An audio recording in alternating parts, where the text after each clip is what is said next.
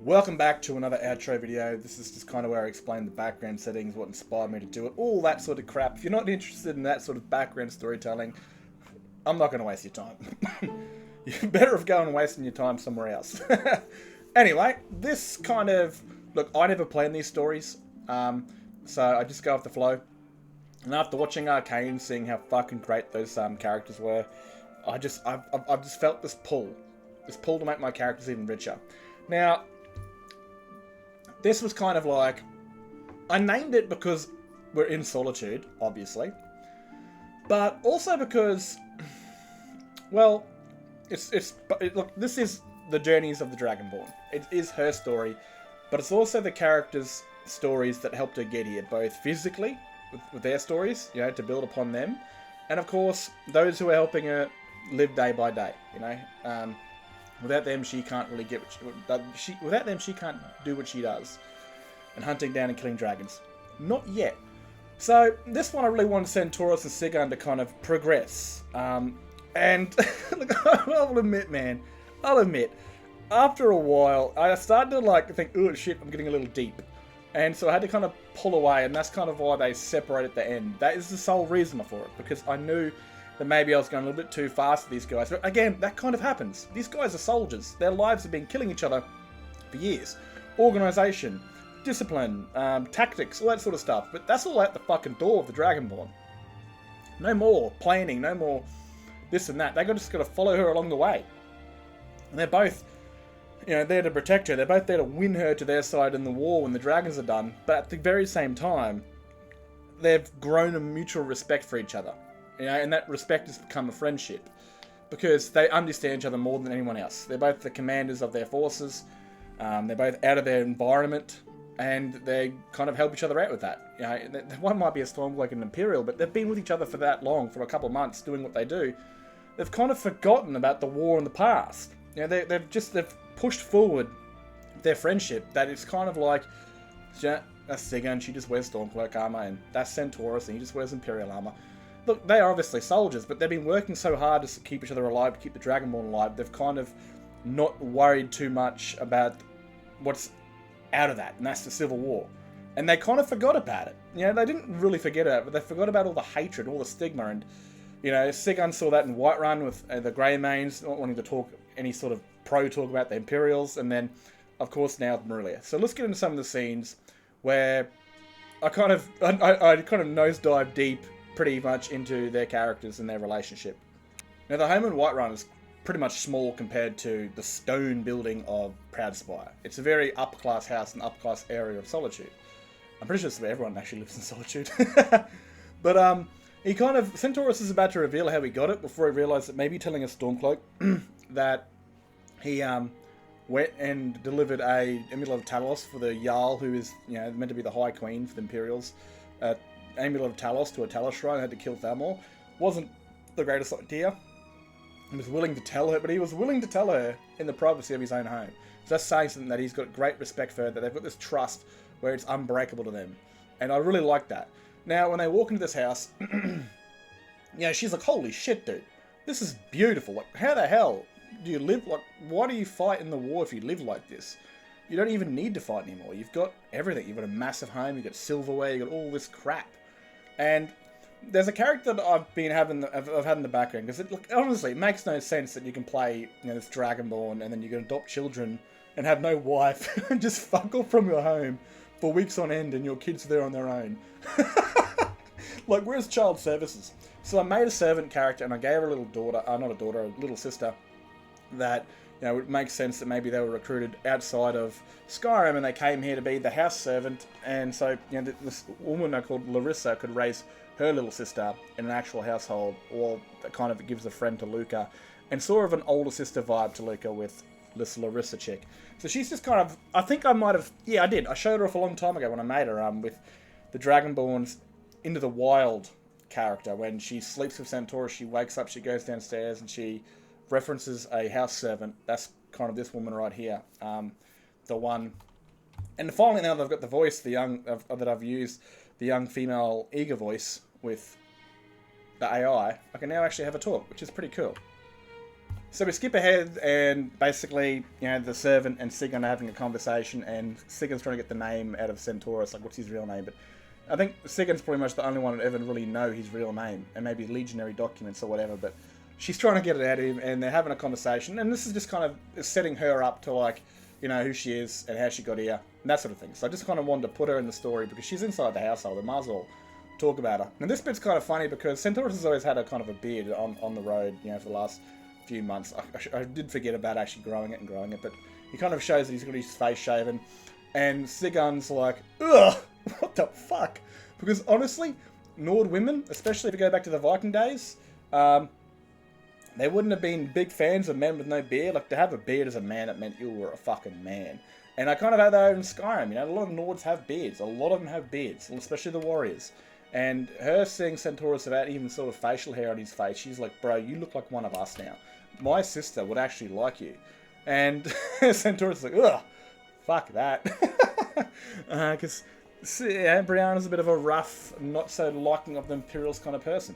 But it's kind of she digs at him and she's like, to remove your beard is like cutting off your balls. And she's being a horrible, she has been an absolute horrible house guest this entire time, ever since she moved in. She first insults him for cleaning his face, and then she runs amok, drinks his piss, passes out on the floor. Absolute horrible guest. Proper horrible guest. Now this scene right here is meant to reference the Pentilius Oculatus soldiers, because these episodes are before my last chapter. Probably should have done that last chapter, but I had the idea for these episodes afterwards. I'll just go with that. So, obviously they've seen the Pentilius Oculatus, and Sigun doesn't know what the hell they are, because she's a Nord. And she's like, well, they look like you. Because, again, the Vanguard are an elite unit in my Elder Scrolls, where they're an elite Imperial unit, and they share elite armor with the very people that actually guard the Emperor. They all have this gear on. And he references like, the Emperor must be here, but there's no way, because you'd definitely hear about that. This is kind of reference to the Pentilius Oculatus soldiers coming to the Emperor's cousin's wedding to make sure security is okay. This is what they're here for. The Emperor isn't coming, but eventually I'll explain this in another chapter when they're in town, that a certain invitation will be given to the Dragonborn, and she'll kind of reveal that, oh, my cousin has sent this here to make sure my wedding is perfect, blah, blah, blah, blah, blah. That sort of thing. But they do have to reference the future, the past. Because I'm in the past before the last chapter I did with an assassin. And it's sometimes a pain in the ass to... I have to stay away from guards, because they keep referencing... Davici, or whatever the hell her name is, getting murdered. So I'm like, oops, stay away from the guards. So I've had Luke in the background just go to, like, the Temple of the Divines and study about the gods and that sort of shit. Because I really don't know. There's no schooling in Solitude, so I don't know how to really... that. But this bit was actually kind of funny for me, because children are very honest. And she kind of was like, oh, you're very nice for a blood savage craze murdering. And his face is like, oh, shit. He's panicking. And Sigun's just looking at him with a smirk on her face. And she cracks up. Like I said, she took it way better than he was expecting. Because, the honesty of children and all. And he's written letters about it. But, he's kind of... Before they were separated with the Dragonborn sort of thing, he had referenced what the Stormcloaks were in his eyes. And they were blood-crazed savages that just wanted to kill Imperials and... just create chaos, and she's just said that to Sigun, and Sigun's cracked up laughing. Because she knows this child's just put her father on the spot. And it's, it's funny. I thought, I'm a funny guy in real life. There's not a single person that would personally know me that wouldn't remember not laughing at either what I do or at me. I don't really give two shits. People are laughing, I'm laughing. I laugh at my own jokes sometimes. So I'm always trying to put some comedy in there, because at the end of the day, man, you're going to have some serious stuff in these stories. You also need to put some comedy in there. Unfortunately, not the AI can't laugh, and sometimes I've got to go through all the files to see if there's actually laughing stuff in there. Not every voice in Skyrim has a laughing thing, especially the male soldier, which is what Centaurus uses. He uses the male soldier voice, and he doesn't actually laugh. And this scene right here was cooking. I mean, I was really excited to do this one. Marulia Tullius. Now, I don't remember what chapter it is, but this is a chapter I did before I left over to the UK for a holiday, and basically... she is captured in a battle long before this, I think 6 months. And then, instead of being killed, Sigun tells his sister we should take her back to Solitude. Because this is a high-ranking enemy. This is a Tullius. And so they do that. And they give her to Ulfric. And instead of Ulfric just killing her and executing on the spot, he decided to do something bad. And that was basically throw her in the prison cells and have her fight in the arena for her life. The Bloodworks. And I use the Bloodworks from Capital Windhelm. And she spent 6 months there fighting and killing other bandits, even other Imperial soldiers that were captured, to survive, you know, to not die and be fed. Because even though the Imperial soldiers would try and kill her because they were desperate for food or they were desperate for anything, and she had to go through some bad shit. Plus, she was molested by the guard and stuff like this, and burnt by the magic, you know, people she fought and killed. And she was, as you can see, she was fucked up. And I've got to find a way to remove her eyebrow. But that's just kind of what happened with her. It wasn't good, but it happened. And so she blames Sigurd and Brianna. She blames Sigurd because that was her idea. It came out of her mouth.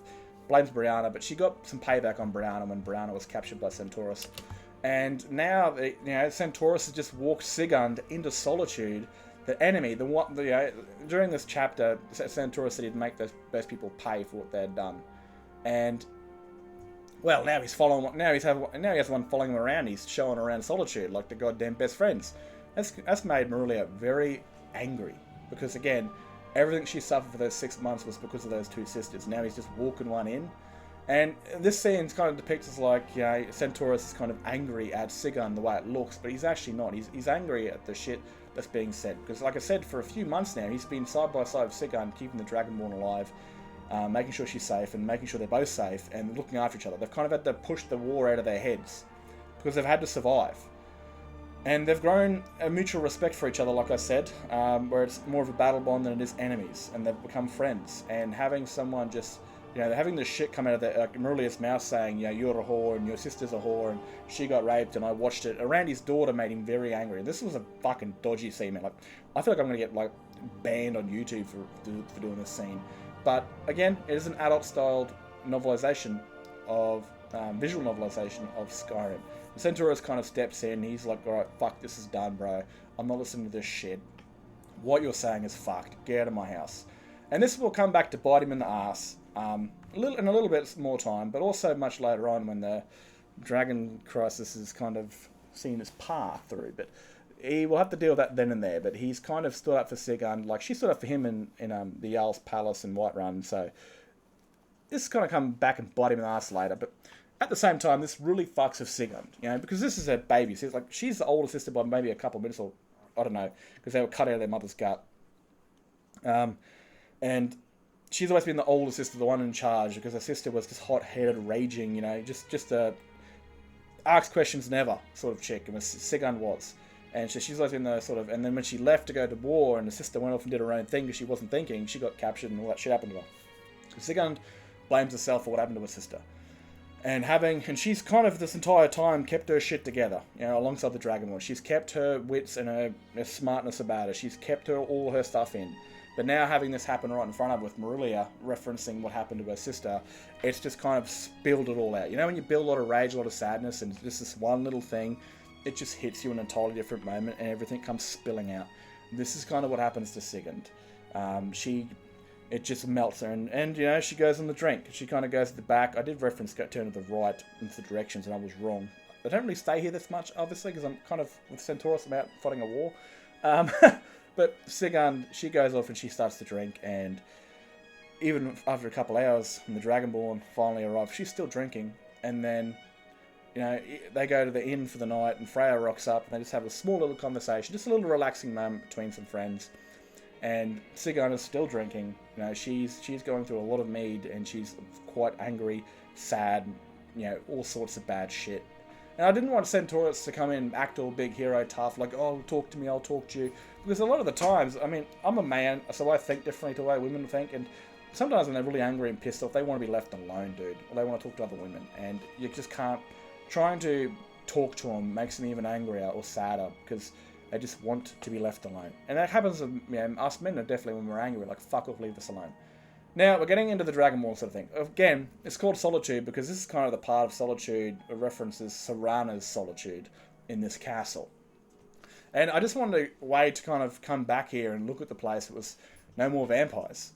And it's kind of cool that way, you know? Like, she's walked in this building twice. She walked here unknowingly, and then her senses came back to her. And this is the scene right here.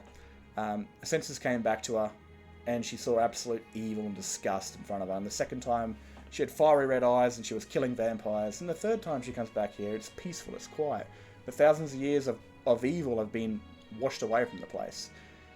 And it's not just that. I've always had this idea cooking in my head about the alternate paths. And the alternate paths is like it's a Daedric sort of prince that can mess around different dimensions, different versions of Skyrim, well, Tamriel, alternate, the multiverse pretty much, and I've always liked that idea. And I've even thought about what happens when the Dragonborn story is done, and it's much after have spin-off stories, and where she ends up touching an artifact and is thrown into an entirely different version of Skyrim, either back in the past or in the future, or during certain events, and certain things happen. Certain characters are different, like Minerva's no longer a high elven mage, maybe it's a Nord male archmage, and his name's Morrock or something like that. Maybe Sigurd won the war, maybe everyone died, some apocalypse, some sort of shit. And I thought to myself, I've always thought about ones like, what happened if the Dragonborn took a different path? What if, instead of, the events of, during her origin story, what if her father was home, and her mother and a daughter and a sister, and they get killed? All of them. And then she's found and she's sent to the orphanage of Riften and raised by Grellard the Kind. What kind of person would she become? And this is kind of the person that I'd imagine she'd become. She would have accepted Harkon's offer, taken his place, and gone on a path of ultimate evil, of domination, and this and that. She would have done the exact same things until she was given the offer. She would have had the blade of, she would have used Meridia's blade for bad purposes. She would have just slaughtered the Dawnguard as a Dragonborn, would have brought darkness to the sun. And I guess into the ultimate dimension to where people would probably pray to Elderwing to stop her. That Elderwing would be their saviour. That if he stopped the Dragonborn, that he'd become the ruler of Skyrim once more like he was destined to be. And that's kind of the ideal path. What if her father died and she wasn't raised by her dad? So it's one of those things going through her head. And maybe one day I might face that version of Ragni, the vampiric Dragonborn. And it'd be, I don't know, let me know if you guys think, if you'd like to see the sort of like spin-offs much later on, when the stories are all done and kind of the Dragonborn disappears from fate and history like every other hero does, but it's probably because they touched a certain artifact that threw them into different worlds and stuff like that. But yeah, let me know, that'd be cool. So this entire story is just her walking around the castle talking shit, pretty much, just talking about things, talking about the wrongs and what happened to Serana and stuff like that. And I kind of wanted to reference that maybe Harkon was a dragon priest. There's no law in that, and it says that he wasn't, but this kind of mod of JK's Castle Volkir kind of implies that he was, because he's from a very... his time was obviously around when the dragons were still flying around, but it kind of feels like it's post-Elduin, like Elduin was defeated. And maybe he was a dragon priest. Maybe he was a dragon priest that served the dragons, but when Elduin disappeared, he didn't sit with the dragons and stay loyal to them. He was like, alright, I need to fucking be safe. I've got a kid. I've got a wife. I need to be smart about this. And so he went and straight away, gave his allegiance to Mulek Ball instead of, because Elduin was gone. And he put down this, the dragon mask, which obviously isn't here anymore, but, and he became under the service of Mulek Ball, eventually becoming a vampire lord. Maybe Serana doesn't know about that because maybe she wasn't born at this time, or maybe she was a baby when he left the dragon priest order, and he wasn't anyone noticeable. So maybe he didn't have a mask just yet or whatever. But there's plenty of dragon priests that you've come across that actually don't have masks. So that's kind of what I thought with that. I thought maybe he was a dragon priest and he served the dragons, and then when they fell apart, he went and joined another lord and became the vampire lord of the Volkir Castle. There's so much untold and questions that it's kind of hard to make sense of Harkon, because you've got a castle sitting here for thousands of years and no one's bothered to come check it and find out there's vampires living here. I mean, the only way that I could ever explain that was by making it haunted stories for my characters. Much further on down in these chapters, I kind of talk about that, Centaurs on the fort and the docks, and other characters that see it. They talk about the stories, the haunted castle that no one ever returns from, and stuff like that. So this is kind of how it's how I try to make sense of this big ass castle on the coast of Skyrim that apparently no one's seen in 1,000 years. So it's haunted.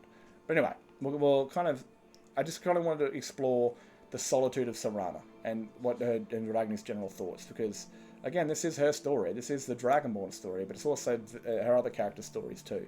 So I always got to try and fit the Dragonborn there somewhere, because again, it'd be kind of weird having the journeys of the Dragonborn and the Dragonborn's not in it. Now, the mod I use for Serana is SDA, Serana Dialogue Add-on, which adds a entirely new voice to Serana and with a lot more quests and stuff like that. Now, again, it's kind of weird to find out that Serana never been to Solitude, even though it's the closest city to her home, but it kind of stresses more that if Serana wasn't out on a job, doing something for her father, she was inside of her room for maybe 20 to 30 years before she'd even get out. Like, who knows, man? She could have very well been trapped inside of her room for decades before she was let out to do something by her father. And that's kind of, like, scary as shit, dude. That's haunting. Be stuck in a castle for that long, even though you're a vampire, it still would be a long time. Never being to solitude is kind of weird. So her and Sigon have something in common. Now, I did mess this dialogue line up. I was like, welcome back, but you've already been. It made no sense, but it's kind of referencing that, you know, welcome back to my home, you've already been. You know, because we slept together here. And Serana gets a little bit pissed off. Like, she's a bit of a jealous person. She's kind of sick of hearing about it. And she's like, I'll slap you, pretty boy. And I was like, what? That kind of makes sense. He just shaved his face. Maybe he's called pretty boy because of that. And Centaurus is like, fuck me. More names to be picked on for. And Serana says he's handsome. And she kind of is like, don't worry, she's just jealous, but I love her. You know, she's just playing around teasing Serana. Now, again, Centaurus informs her of what's happened with Sigund, and she just makes Ragni quite angry, you know. And it's been a couple hours since she went to go drink meat on her own, and it's like Centaurus isn't the ultimate hero. He can't just solve everything, and he can't talk to Sigund because it's something that she can't talk to him about, not yet anyway. And so maybe it's best that the Dragonborn herself goes and talks to Sigund. End of the day, you know.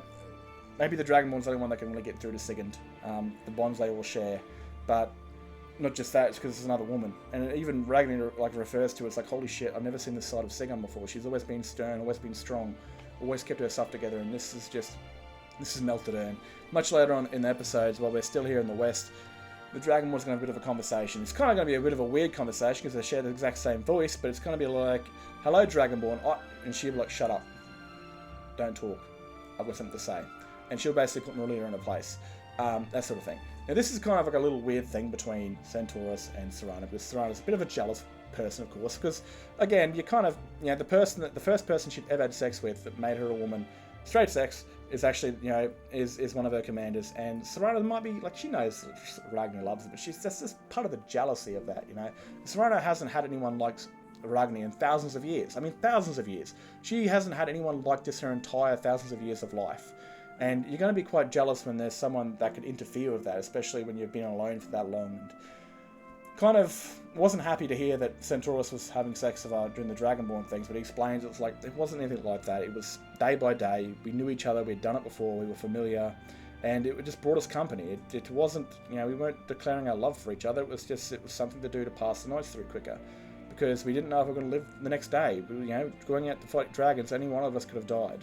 And sharing in those moments, just they were good moments because you felt alive when you were with someone that you had been with and that sort of thing. And that's what it was to both of them. And then he explains, like, as soon as we knew we were coming to see you, she instantly broke it off, you know, on the spot. And we've done nothing ever since. And their relationship then progressed with their date and their kisses. And eventually there's a little date after the Harkon was killed where they had a sex in Whiterun's river when a dragon was flying over and stuff like that. So that was her first kind of... I don't want to get too much into details, but I think their first time was more fingers.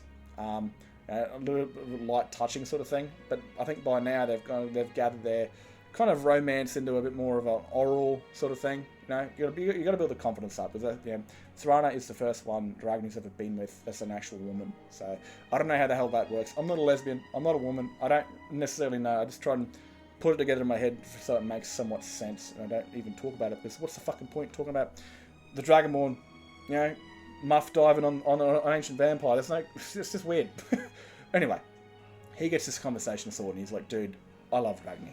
I don't love her like you do though. I love her as in, you know, I would do anything for her. It's kind of weird because they had sex, but it's kind of more of like an older brother sort of vibe where it's like, you know, it was just sex, but I would give my life for her. And it's the kind of the bond he's always had since he saw her. Because when she was walking down the hall, when we were walking under the Bard's College, he felt incredible darkness. And then when he saw her, the light came all over. That kind of, that's bad wording.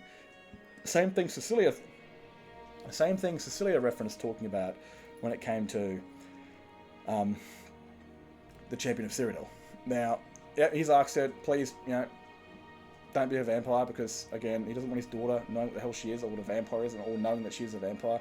Now, the reason I didn't have these scenes when they were just having a conversation is because, again, I'd gone on for way too long already. Like, I'm already at 45 minutes, and I haven't even gone and killed a dragon or even brandished my blade yet. And I was like, oh, I'm going a bit too far with this. So, as the Dragonborn, she'll kind of overview what's happening instead of talking about, like, Centaurus and Sigund is. So she'll kind of just quickly breeze through it, what's going on, and that sort of thing. Because at the end of the day, I'm not a Netflix production or anything like that, never fucking will be, but I don't want a story to go for 3 hours. That's way too long. You know, like, end of the day, this is YouTube. You're sitting here to spend maybe 34, 40 minutes. If you're watching something like mine, hopefully you make it through. But you don't want to sit there for 3 hours on your ass watching some goddamn fictional story on YouTube. Like, end of the day, it's something that I wouldn't do. And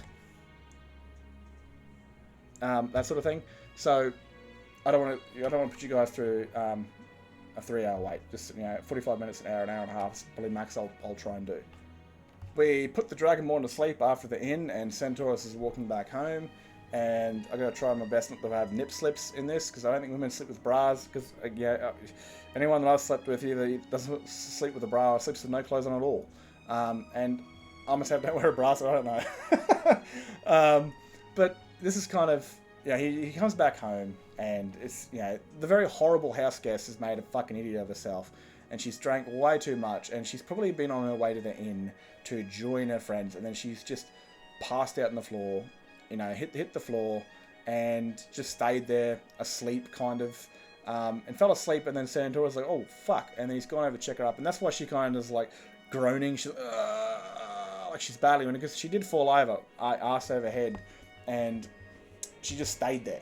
And this is kind of where I realise that these guys have gone a little bit too close. But at the same time, this is an enemies to lovers journey, and they get quite close in the last couple episodes. I'm pretty sure. I think it's the last two. Yeah, and this kind of speeds things up because of where they are, and it kind of reminds them who they are and what they serve. And look, she's very drunk, and she's passed out, she's fallen over, and Centaurus is going to help her back to bed, because he does care about her. He definitely does care about Sigurd. She's kept him safe, and he's kept her safe, and they've kept each other counsel, and they've worked together to try and aid the Dragonborn, and there's a mutual respect and care for each other that no one else can really do at their time or where they are. Their situation is very unique with each other, and that's kind of the way it's meant to be. Their entire situation is unique, where they're helping each other out. These guys are ultimate enemies. Stormcloaks, Imperials. A good 95% of players always have a side, and having these two have to work with each other over time. It still makes me laugh whenever I watch the first episode. I think it's called Dragonborn or something, where the Dragonborn goes to the Hive Hrothgar, and the soldiers turn up, and I don't know which one it is, but it's when they kill the first dragon together, and Centaurus is off in the inn drinking on his own, and then Sigurd's like, oh, I'll go say hello to this friggin' imp, might as well. And she tries to sit down with him, and he's like, piss off, traitor. And it was like, I love that all the time. He's just full on cuts her in half, man. He's like, nah, fuck off, want nothing to do with you. You're a traitor. But now at this stage, they're looking after each other. They're defending each other on the battlefield, with their own people, being aggressive. And now, that Sigurd's emotions have come out pretty raw because of what Marulia said about her sister. And she's, her entire emotion, her entire structure is just melted down. I've referenced that they're kind of falling for each other in this entire time there. And this can happen. This shit can happen quickly if you're in this sort of environment. And these guys that are completely out of their comfort zones 100%. I wouldn't imagine being a soldier as a comfort zone at all, but the situation they're in, with the Dragonborn is a very, very different place to what they ever expected in life, and they're having to keep each other alive and spend a lot of time around each other. And this is kind of where it comes down to a thing, and we kind of have this where I can't really animate it, because again, it's hard to animate these sort of things, and so it has to be done in pictures. But Centaurus is just, alright, good night, see you later. Sigurd just gets up off her bed and plants one on him, and that's why with his eyes wide open, he's sitting there with his eyes going, what the fuck, holy shit. And she's just acted out of impulse, because this guy's helping her out. She's in the worst time of her. She's in a really bad state, and she's not thinking completely clear. She's kind of more riding on her emotions and her common sense. And she just kisses him, sits back down, lays back in bed, passes out. And it's kind of like, he's like, what the fuck, dude? And this is kind of where they realise with each other that maybe they've gone too far with each other. And Centaurus, he liked it, and even Sigurd remembers that she liked it, but they kind of realise that, shit, like, maybe we've fallen too far for each other. We've been around each other for too long. And you'll definitely see that effect in the next couple episodes of this sort of thing. But you know, end of the day, if you're removed from someone that is your soulmate and you are forced away from each other, it kind of makes you, it kind of draws you in even, it's like a magnet to them. You can't help but fall in love with them even more. Now, we get back to the dreams. She's having a dream again. This one's a lot clearer, and this one's going to be a big battle. We got an army of the undead, both outside the ruin and inside the ruin, at the entrance, and then inside the ruin, and then a dragon on top with the dragon priest. Now, the dragon priest, I want to reference that these guys are meant to be like the commanders. You know, they've reawoken now that Elduin's back, and they're now summoning the undead to them to be the army of the dragons. That the dragons are getting slaughtered by the Dragonborn. And this dragon up top, you can't even see him right now, but you know, they fly around. They're pretty noticeable, right? You can hear him from miles away, and you can see him. This dragon's going to stay up there just chilling. You know, he's not. You can't see him. He's camouflaged. And when the Dragonborn gets close and the combat starts, he very well might engage and come down and fight. And the Dragon Priest is already up and about. So normally when you come across the Dragon Priest in Skyrim, they're in their tomb, you disturb them, they wake up, they try to kill you. But obviously they're awake now, so they're ready to go. And by the time they get up there, they'll be fighting a fully recognised Dragon Priest that hasn't just woken up and is weak. They're quite strong because the dragons are nearby and that sort of stuff. So this should be a serious fight, hopefully. It's going to be a dangerous fight. And even Ragni recognises this, and she lets Centaurus and Sigurd plan this, and her other commanders, like Cecilia, that she lets them plan this because, again, this is going to be a very dangerous thing. She knows there's a dragon there. They don't know that, the dragons aren't going to know that she knows this, but it's going to be a fight. And I want these kind of fights to happen so we can lose people, because, again, at the end of the day, you lose characters and stories, and it always happens. And I make these things bearably hard so people actually die. If I lose Freya, man, I'm going to lose my... that will fucking break me, dude, because I love Freya. She's my favourite character out of everyone. She really is. She's just spontaneous. I love the whole thing I made for her where it's like ladies to bed, bands to behead, and I fucking love that. Anyway, so this is kind of the point to where Sigurd and even Centaurus realise that maybe they've gone a little too far, that maybe coming to Solitude wasn't a good idea. You know, that the war is still, it might be a peace treaty, but everyone still hates each other. It doesn't matter if there's a peace treaty on. We've just been distracted with the Dragonborn for so long we've kind of forgotten about it.